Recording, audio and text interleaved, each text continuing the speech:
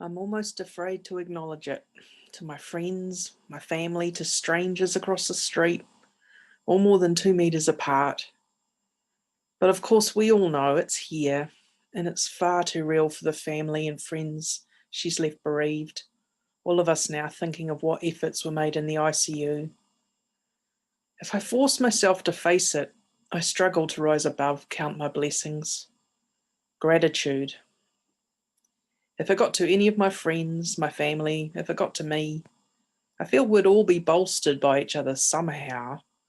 For instance, there is this one friend I am so lucky to know. I'm confident in claiming he's the most thoughtful person I've ever met. I swear. When I meet someone new and we compare notes and find out we both know him, we beam with our good fortune and celebrate the ways our lives intersect with his. I'm not exaggerating, we all feel this way.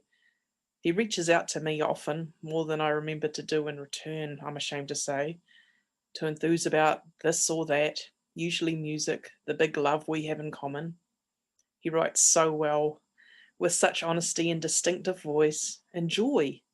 All the time he does this, not knowing he does this everywhere, every time. And we all read and revel and always feel better, as if all our brains can't help but love his brain. I mean, I have to say, when we first met, it was like reuniting with an old friend from a past life.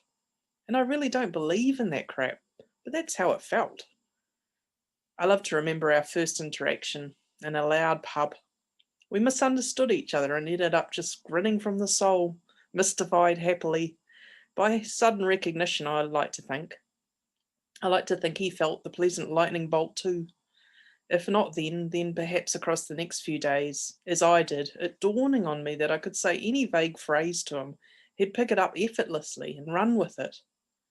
It seems to me he probably does this with everyone and doesn't notice it's him. The crucible of all this goodwill is his compassion, his focus, his patient generosity. He must wonder why wars begin, why people grow frustrated and angry with each other, rather than experiencing the world as he does. Each new person thought deeply of, well met, cherished within reason, for just existing. Acquaintances soon friends.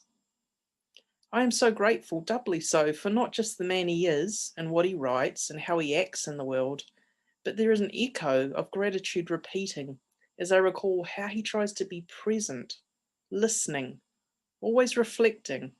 His response often a surprise to me because it's either what I ardently think myself, we both think ardently, we've noticed this, or it's what I need to hear and have not considered.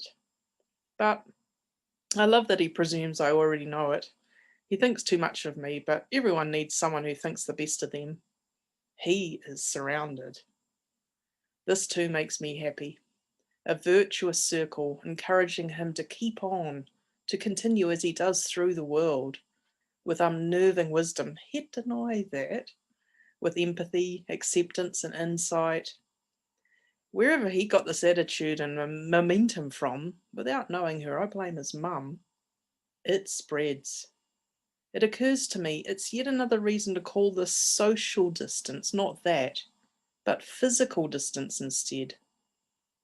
As the patient zero I celebrate here spreads benevolence, I hope this blank verse poem is proof that I am infected, and these words return the self-replicating thoughtfulness back, with compounded gratitude, to the source.